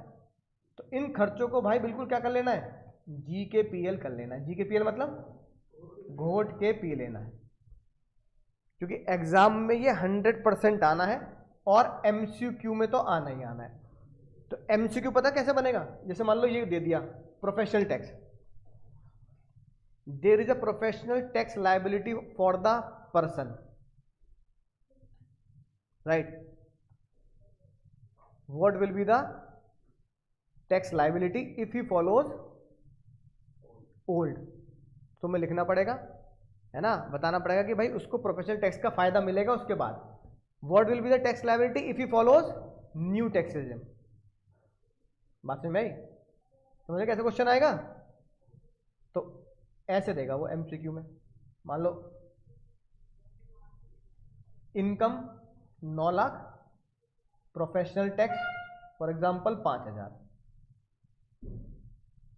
ओल्ड में होगा तो क्या करोगे? टैक्स लायबिलिटी है तो क्या कर देना? प्रोफेशनल टैक्स को घटा देना। तो इनकम कितनी आएगी? 8,95,000 पे टैक्स दोगे। और अगर वो फॉलो कर रहा है कितना? न्यू में फॉलो कर रहा है तो टैक्स इस पे निकालना है। क्यों? प्रोफेशनल टैक्स का फायदा नहीं देना। समझ गए गलती कहाँ होनी है? यहां होनी है। क्या गलती हुई बताओ इस क्वेश्चन में? इस एमसीक्यू में क्या गलती हुई? कि बच्चे को ये नहीं पता कि प्रोफेशनल टैक्स का बेनिफिट नहीं देना अगर मैं न्यू रिजिम में फॉलो करता हूं, या बच्चा ये भूल जाता है कि प्रोफेशनल टैक्स का बेनिफिट देना होता है और टैक्स लायबिलिटी प्रोफेशनल टैक्स घटाने के बाद के अमाउंट पर निकाली जाती है अगर मैं ओल्ड फॉलो करता हूं। हो गया 1 नंबर 0। समझ में आ रही बात क्या कह रहा हूं? है ना? ऐसा एमसीक्यू आएगा कि क्वेश्चन में इनकम दे दी 9 लाख और बता दिया प्रोफेशनल टैक्स इतना है, फॉलो न्यू स्कीम। तो टैक्स 8,95,000 पे निकालना है, 9 लाख पे निकालना है? नहीं, फॉलो न्यू स्कीम तो 9 लाख पे निकालना है। उसे प्रोफेशनल टैक्स का फायदा नहीं देना। और नीचे लिखा है ही फॉलोज ओल्ड स्कीम, तो प्रोफेशनल टैक्स घटाना 5,000, फिर 8,95 पे टैक्स निकालना है। समझ गए भाई? अब ऐसे कौन कौन से फायदे हैं जो हमसे छीन लिए गए न्यू में? पहला ABCD, है ना? तो बचपन में जो याद की थी उससे बिल्कुल अब अलग मिलेगी। ए से क्या बनेगा बाबू? एडिशनल। इसे भाई घोट के पीना है सच में ही, वरना क्वेश्चन गलत हो जाएगा एकदम। Additional type. बी से बिजनेस स्पेसिफाइड। कुछ बिजनेस हम पढ़ेंगे बिजनेस वाले चैप्टर में, उस स्पेसिफाइड बिजनेस को कुछ बेनिफिट दिए गए हैं, वो बेनिफिट न्यू वालों को नहीं मिलेंगे। सी से कंपनी को डोनेशन। बाबू सी से अगर आप कंपनी को डोनेशन देते हैं तो वो आपका पीएनएल में डेबिट कर देते हैं, लेकिन अगर आप न्यू स्कीम में जा रहे हैं तो कंपनी को दान दोगे तो आपके पीएनएल में खर्चा नहीं मानेंगे। डी से डिडक्शन, जैसे ताई ने बोला अगर तुमने एलआईसी कराई है, मेडिकल, सबके घर में कॉमन दो चीजें मिलेंगी क्या, एक एलआईसी जिंदगी के साथ भी जिंदगी के बाद भी, और एक मेडिकल इंश्योरेंस। तो ताई ने बोला अगर तुम ओल्ड फॉलो करोगे तो एलआईसी और मेडिकल तुम्हारी टोटल इनकम में से घटा दूंगी, और अगर तुम न्यू फॉलो करोगे तो तुम्हारी एलआईसी और मेडिकल का खर्चा तुम्हारी इनकम में से नहीं घटाऊंगी। ई से एंटरटेनमेंट अलाउंस, ठीक है। एफ से फालतू बातें काट देंगे, एफ से फालतू कुछ बात याद नहीं है। जी से, एफ से मतलब कुछ नहीं है, फालतू बात है, छोड़ देंगे, है ना। बोलो जी से यू, जी से घर का लॉस, ठीक है। अगर मेरी घर है और घर में मुझे किराया कम आ रहा है और घर की मरम्मत में ज्यादा पैसे लग गए तो घर में लॉस आ गया, तो घर के अंदर अगर कोई भी लॉस होगा, चैप्टर पढ़ेंगे हम हाउस का, तो घर के लॉस में जो भी फायदा होगा, जैसे लॉस को हम क्या करते हैं, दूसरी इनकम से एडजस्ट करते हैं ना, है ना। भाई मेरी इनकम है 10 लाख रुपए और मेरा घर पे लॉस आ गया कितना, 2 लाख, तो मेरी इनकम कितनी होनी चाहिए, 8 लाख। तो ताई ने कहा 10 लाख, भाई मैंने तुम बच्चों को पढ़ाया तो मेरी बिजनेस की प्रोफेशन की इनकम होगी 10 लाख, फीस मिली कितनी 10 लाख, लेकिन मैंने घर की मरम्मत की तो घर का लॉस कितना आ गया 2 लाख। तो मैं कहूंगा ताई 10 लाख मैंने कमाए, 10 में से 2 लाख मैंने घर के मरम्मत खर्चे में लगा दिए, उसमें मुझे लॉस हो गया था, तो मेरी इनकम कितनी होनी चाहिए 8 लाख। तो मुझसे पे टैक्स कितने पे लगाओ, 8 लाख पे। ताई कह रही 8 लाख पे टैक्स दे अगर तू क्या फॉलो करेगा, ओल्ड, और अगर तूने न्यू फॉलो किया तो तेरे घर के लॉस को मैं तेरी कमाई से नहीं घटाऊंगा। एच से एचआरए पढ़ेंगे, हाउस रेंट अलाउंस। आई से इन्वेस्टमेंट अलाउंस। जे से जिसके पीछे पूरा इंडिया भागता रहता है, साइंस वाले बच्चे, झकास आईआईटी। बोलो जे से झकास क्या, आईआईटी। के से खेती, खेती मतलब एग्रीकल्चर एक्सटेंशन प्रोडक्ट, है ना, एग्रीकल्चर वाला मसला। एल से एलटीसी, लीव ट्रैवल कंसेशन, अगले आने वाले चैप्टर में पढ़ेंगे क्या होता है। एम से माइनर चाइल्ड की 1500 रुपए की माफी, एम से माइनर चाइल्ड 1500 रुपए की माफी, ठीक है। ये सारे आने वाले चैप्टर्स हैं। एन से नेताजी, एमपी एमएलए, एमपीज और एमएलए को जो फायदे मिलते हैं फ्री में, देखते हैं ना गवर्नमेंट फ्री में उनको गाड़ी भी दे रही है, घर भी दे रही है ना। अगर एमपी एमएलए न्यू रिजिम में आएंगे तो उनको वो बेनिफिट नहीं मिलेंगे। ओ से ओ माई गॉड की तरह ओ माई लॉस, ठीक है। पी से प्रोफेशनल टैक्स, जो मैंने अभी तुम्हें क्वेश्चन दिखाया। क्यू से क्यों है घर का इंटरेस्ट, है ना, घर का इंटरेस्ट मतलब हाउस लोन का इंटरेस्ट, तो आप ऐसे लिख सकते हो क्यों है हाउस लोन का इंटरेस्ट। लोग हाउस लोन लेते हैं, ब्याज चुकाते हैं, तो न्यू स्कीम में आओगे तो उस ब्याज का कोई बेनिफिट नहीं मिलेगा, ओल्ड में रहोगे तो ब्याज का बेनिफिट मिलेगा, टैक्स कम देना पड़ता है।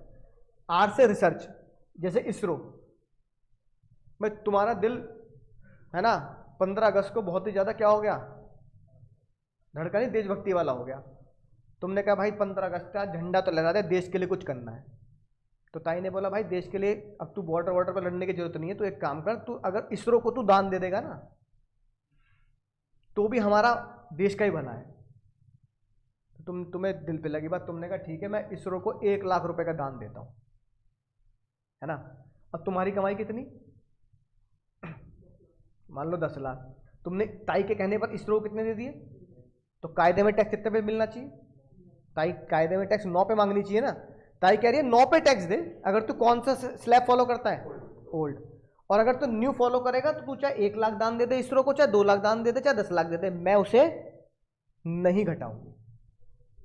समझ में आ गई बात।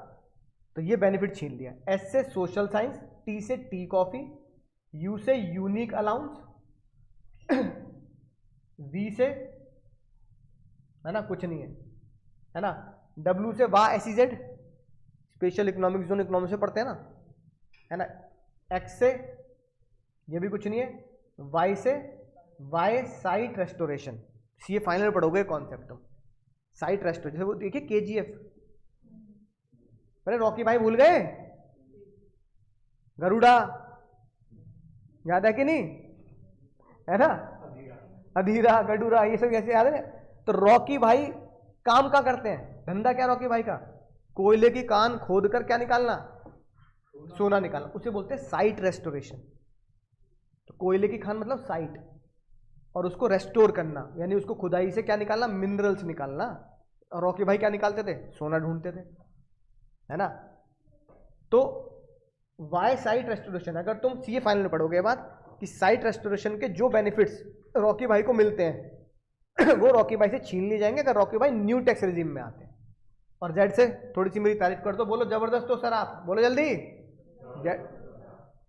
इसका मतलब टोटल अल्फाबेट कितने? 26। 26 में से किसको छोड़ देना? फालतू बात छोड़ दो, है ना, और V छोड़ दो, X छोड़ दो और Z छोड़ दो, तो बन गए बचे 22। ये 22 वही पॉइंट थे जो तुम्हारे नोट्स में मैंने दे रखे हैं। 22 पॉइंट या 22 फायदे ऐसे हैं जो आपसे छीन लिए जाएंगे अगर आप न्यू टैक्स रिजीम में आते हैं।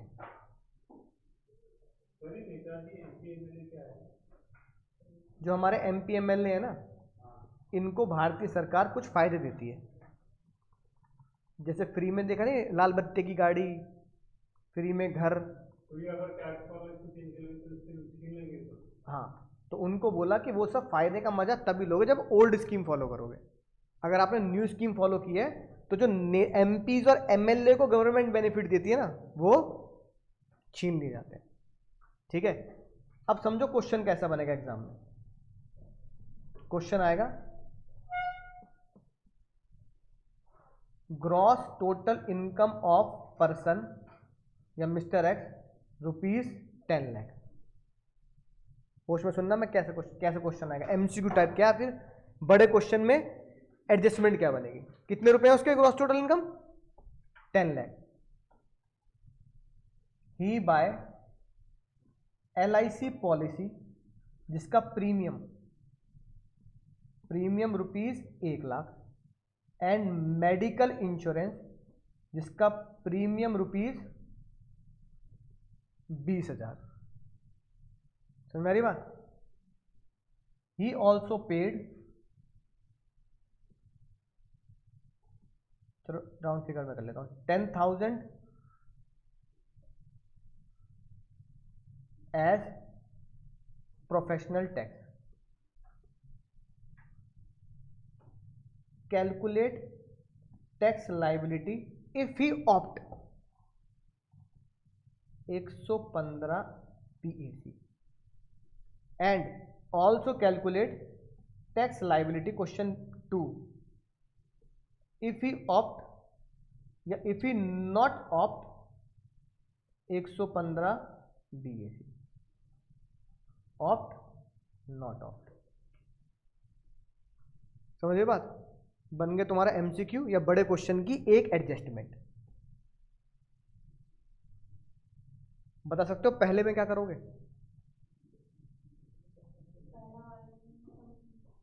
बोलो बोलो बाबू लोग। सर पहले वाले में हम लोग सारी डिडक्शन माइनस कर देंगे तो ओल्ड वाले में। पहले बताओ, पहले वाले में न्यू स्कीम में आ रहा है, ओल्ड में आ रहा है? न्यू में आ रहा है। अब न्यू में आने की वजह से मुझे ये सारे बेनिफिट क्या करने पड़ेंगे? याद रखने पड़ेंगे। इन सब बेनिफिट का फायदा, अब देखो, क्या LIC मेडिकल डिडक्शन का फायदा मिलेगा? इसका मतलब ये जो 1 लाख रुपए जो दे रहा है और ये जो मेडिकल के 20,000 रुपए दे रहा है फालतू में देता रहे, हम इसका फायदा नहीं देंगे। क्या प्रोफेशनल टैक्स का फायदा मिलेगा? इसका मतलब ये 5-10 हजार रुपए जो दे रहा है इसका फायदा भी उसको नहीं मिलेगा। तो इसकी जो टोटल इनकम है 10 लाख, क्या वो LIC मेडिकल प्रोफेशनल टैक्स से घटेगी या नहीं घटेगी? तो क्या लिखोगे? His total income remains 10 lakh as he opt 115 BAC। Therefore tax liability निकालो जल्दी। 3 से 7, 7 से 10 निकालो। 3 से 7, 7 से 10, 3 से 7, 7 से 10, 5 और 10। Tax liability as per 115 BAC is equal to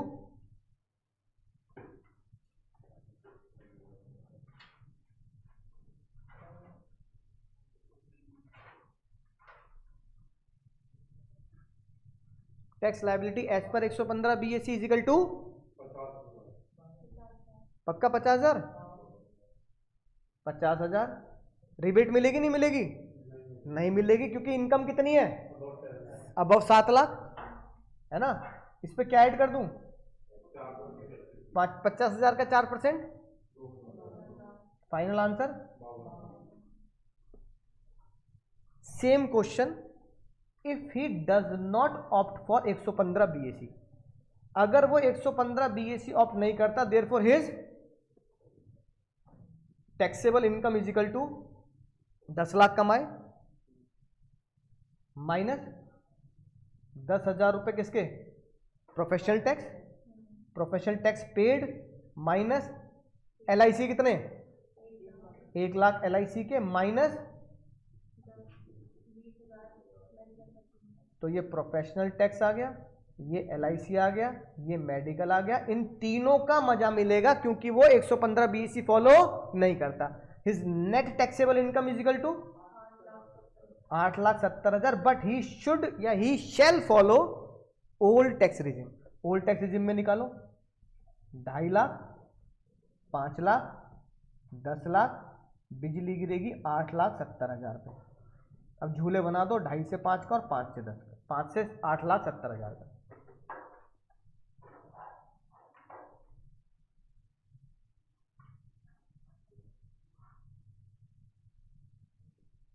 कितना है टैक्स?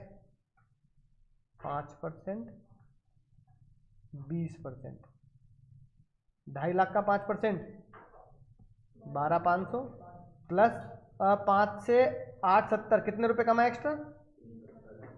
370 का 20%, 74,000। Total tax liability 74 plus 12,500, 86,500। क्या रिबेट डिस्काउंट दे दूं? क्यों नहीं देना? क्योंकि उसकी इनकम 5 लाख से ऊपर है ना, इसलिए उसे डिस्काउंट नहीं देना। और तुम अगर माइनस भी करोगे तो उसकी इनकम कितनी है?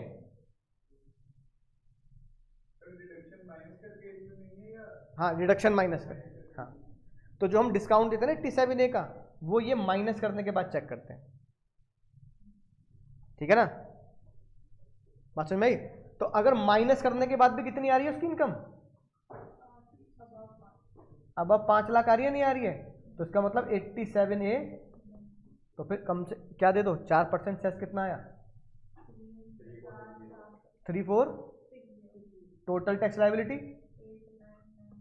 89। अब सुनना ध्यान से, अगर वो नई स्कीम फॉलो करता है तो 52, और ओल्ड स्कीम फॉलो करता है तो कौन सा चूज करना है? तो हमें अपने भाई सलाह के ही पैसे हैं वरना सब, तो मुझे अपने क्लाइंट को ये बताना है कि भले ही तूने LIC ले लियो और खुश हो रहा हो कि LIC से तो टैक्स में फायदा मिलता है, भले ही तूने मेडिकल ले लिया हो कि भाई मेडिकल ले लिया, LIC ले ली, प्रोफेशनल टैक्स भी पे कर दिया, इन सब के तो फायदे मिलते हैं, तो उसको बेचारे को समझाना पड़ेगा। वो आंसू, खून के आंसू रो रहा होगा तो भी उसे बताना पड़ेगा क्या, इन सब फायदा लेने से भी हमें फायदा नहीं है। अगर मैं LIC भी तेरी ना लूं, मेडिकल भी ना लूं, तो भी कितना टैक्स आ रहा है? 52,000। और LIC का फायदा दे दूं, मेडिकल का फायदा, तो भी कितना आ रहा है? 89। इससे बढ़िया LIC में पैसा इन्वेस्ट करना, मेडिकल में पैसा इन्वेस्ट करना क्या हो गया? बेकार हो गया। क्योंकि ना भी करता तो भी 52,500 ही टैक्स देना पसंद करूंगा, इन्वेस्ट कर भी दिया तो भी 52,500 देना टैक्स पसंद करूंगा, क्योंकि बेनिफिट देने के बाद भी tax liability of new is less than tax liability of. Final answer क्या लिखूंगा? एसएससी या person should opt for new tax regime. ये मेरा होगा फाइनल आंसर। समझ गए? तो एमसीक्यू में क्या पूछेगा, सेम क्वेश्चन दे दिया, फिर पूछेगा कि न्यू में जाए या ओल्ड में जाए, है ना। तो तुम्हें दोनों से कैलकुलेट करना पड़ेगा और क्या बताना पड़ेगा, किस में जाना चाहिए उसे, न्यू में जाना चाहिए, कि न्यू में उसका टैक्स क्या आ रहा है, कम आ रहा है। रीजन समझ गए? क्या रीजन है? एलआईसी मेडिकल के फायदे ओल्ड में दिए जाते हैं और ओल्ड में देने के बाद भी उसकी tax liability new tax regime से ज्यादा आ रही है, इसलिए न्यू टैक्स फायदा रहेगा, ओल्ड में उसको नहीं जाना चाहिए। ऐसे क्वेश्चन बनेंगे एग्जाम में। समझ गए कैसे क्वेश्चन बनेंगे? तो इसका मतलब मैंने इसमें से कोई भी दो चीज बता दी, हो सकता है आई से तुम्हें इनमें से कोई और दो चीज बोल दे, दो या तीन चीज बोल दे। तो कैलकुलेशन ऐसी करनी है, टोटल इनकम में से अगर ओल्ड फॉलो कर रहे हो तो घटाते चले जाओ, न्यू फॉलो कर रहे हो तो घटाने की कोई जरूरत नहीं है, जितनी टोटल इनकम है उसी पे टैक्स निकाल दो। नोट कर लिया क्वेश्चन? तो इस तरह के क्वेश्चन एग्जाम में देखने के लिए मिलेंगे, है ना। तो ये तुम्हारा कौन चैप्टर था? हाँ, टैक्स लायबिलिटी का। अभी टैक्स लायबिलिटी और भी तरीके से निकाली जाती है, अभी और भी मतलब पिक्चर अभी बाकी है मेरे दोस्त। अभी टैक्स लायबिलिटी और तरीके से भी निकाली जाती हैं, लेकिन इसको मैं नाम देता हूं लेवल 1, लेवल 2। लेवल 1 में हमने सीखा ओल्ड रिजिम और लेवल 2 में क्या सीखा, न्यू रिजिम प्लस ABCD। ठीक है। अब एक लेवल 3 आता है, लेवल 3 कराऊंगा मैं, है ना, एक चैप्टर रेजिडेंट वाले चैप्टर पढ़ने के बाद, कि जब तक तुम ये दोनों क्या कर लेना, अच्छे से रिवाइज कर लेना। फिर लेवल 4 आता है, लेवल 4 होगा काफ़ी सारे चैप्टर करने के बाद। तो टैक्स लायबिलिटी जो निकाल, अब अगर तुम ICAI किताब देखोगे तो ये चारों के चारों लेवल एक ही चैप्टर में दे रखे टैक्स लायबिलिटी में। तो बच्चा कंफ्यूज होता है, सर आपने, है ना, मार्जिनल रिलीफ, सरचार्ज, ये लेवल 4 में मैं कराता हूँ। तो जब तुम ICAI का मॉड्यूल देखोगे तो उसमें टैक्स लायबिलिटी के चैप्टर में सरचार्ज वर्ड तुम्हें देखने के लिए मिलेगा, मार्जिनल रिलीफ देखने के लिए मिलेगा। तो समझ जाना कि ये वाला कॉन्सेप्ट मैंने तुम्हें भी सिखाया नहीं है, ये मैं बाद में कराऊंगा। तो इसके बीच में हम एक चैप्टर करेंगे, तो थोड़ा सा घुटने तुम्हारे रिलैक्स हो जाएंगे। अभी बहुत सारी चीज़ें घूम रही होंगी ना दिमाग में, वो रिवाइज करने से क्लियर हो जाएंगी। ठीक है। फिर लेवल 3 में हम करेंगे टैक्स लायबिलिटी, जब शेयर मार्केट वगैरह चीज़ें आती है ना। तो लेवल 3 में कौन सी टैक्स लायबिलिटी आती है, शेयर मार्केट की टैक्स लायबिलिटी, इक्विटी पे कितना कमाया, है ना, KBC की टैक्स लायबिलिटी, कि या ड्रीम 11 नहीं खेलते कुछ लोग, ड्रीम 11 में किसी ने कुछ पैसे जीत लिए, उसमें कितने कमाए, जो लीगल सट्टा टाइप हो गया। शेयर मार्केट से मैंने एकदम से कुछ पैसे कमा लिए, उसमें कितना, तो इनके टैक्सेस अलग हैं। ठीक है। वो लेवल 3 में सीखेंगे how to calculate tax liability on share market income and dream 11 KBC something like gambling income, जो लीगल गैम्बल है हमारे देश में। जैसे हमारे देश में सरकार ने लीगली अलाउ कर रखा है कि तुम्हें गैम्बल टाइप का करना है तो ड्रीम 11 में कर लेना, शेयर मार्केट में कर लेना, इस तरीके से ना, इस तरह की इनकम पे कैसा पैसे कमाते हैं, तो वो हम रखेंगे लेवल 3 में। लेवल 4 में तुम्हें सिखाऊंगा सरचार्ज वगैरह क्या होता है। ठीक है। फिलहाल हमने कितने लेवल सीखे, 2, राइट। तो अगर मैं दोनों लेवल को सम अप करूं तो बता सकते हो क्या क्या सीखा हमने, बोलो जल्दी। लेवल 1 ओल्ड, कितने slab, 3 slab as per age, 87 है 5 लाख तक, फॉर्मूला और ठीक है। फिर हाँ नहीं, रेजिडेंट एंड नॉन रेजिडेंट का कॉन्सेप्ट।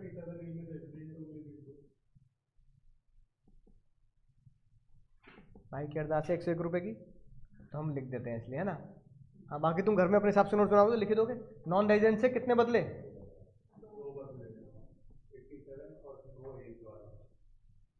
एज फैक्टर कुछ भी नहीं है, सब 2.5 लाख ही है। और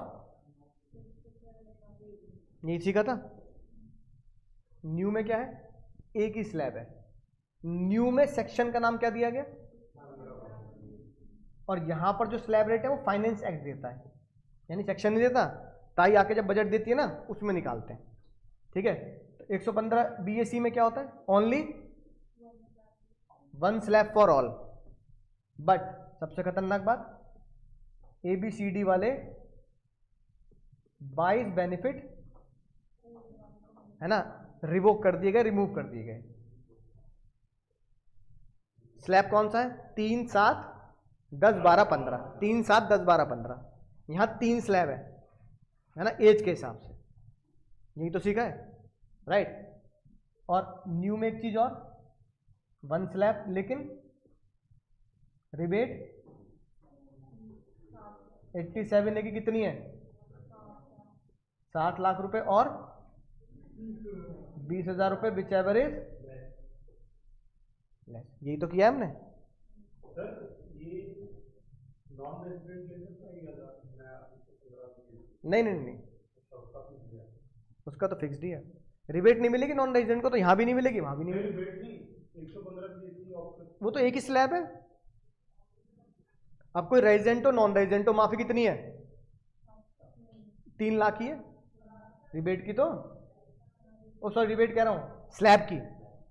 मतलब ऑफ कर सकता है 115 BAC के लिए, रिबेट के लिए नहीं कह रहा। हाँ कर सकता, ठीक है। बोलो भाई। हाँ हाँ, पर उसे बेनिफिट वही नहीं मिलेंगे सारे, और रिबेट नहीं मिलेगी 7 लाख तक की, ठीक है। समझ में आ गई बात। तो बताओ, तो जो हमने 2 क्लास पढ़ी इसी के सारे कहा जाए तो ये उसका वो हो गया, निचोड़ हो गया 2 क्लास का, यही पढ़ा है हमने, है ना। टैक्स लायबिलिटी ओल्ड से, टैक्स लायबिलिटी न्यू से, और रिबेट का कॉन्सेप्ट और रिबेट का कॉन्सेप्ट, यही तो पढ़ा है। और उसमें एज के बारे में तो देखो कितने सारे क्वेश्चन हो सकते हैं, हर तरह के क्वेश्चन मैंने तुम्हें करा दिए, हर तरह के एज वाइज भी कराए आज, 60, 80 रेजिडेंट और नॉन रेजिडेंट वाइज भी कराए, और साथ में 115 BAC क्वेश्चन कराए, 12 लाख, 20 लाख, 8 लाख, 6 लाख, जिसमें हमें क्या पता लगा कि न्यू टैक्स रिजिम में टैक्स हमेशा क्या आएगा, कम आएगा। लेकिन फिर बताओ, ताई को जब पता है कि न्यू टैक्स में हमेशा टैक्स कम आएगा, तो बताओ ओल्ड को डिलीट क्यों नहीं किया, क्योंकि ताई ने बोला ओल्ड को फॉलो करोगे तो 22 बेनिफिट मिलेंगे, न्यू में टैक्स कम आएगा पर 22 बेनिफिट आपको नहीं मिलेंगे। ये है तो हमारा चैप्टर। नोट्स जो होंगे, जैसे अभी बुक नहीं मिली है तुम्हें, तो नोट्स में तुम्हारे ग्रुप पे भेज दूंगा, ठीक है। तो अगली क्लास में क्या शुरू करेंगे, नया चैप्टर शुरू करेंगे, कौन बंदा इंडिया में रेजिडेंट होगा और कौन बंदा इंडिया में नॉन रेजिडेंट होगा, क्योंकि उसकी टैक्स लायबिलिटी रेजिडेंट और नॉन रेजिडेंट के हिसाब से बदल जाती है। बोलो समझ गए सर, मजा आ गया सर, यस सर।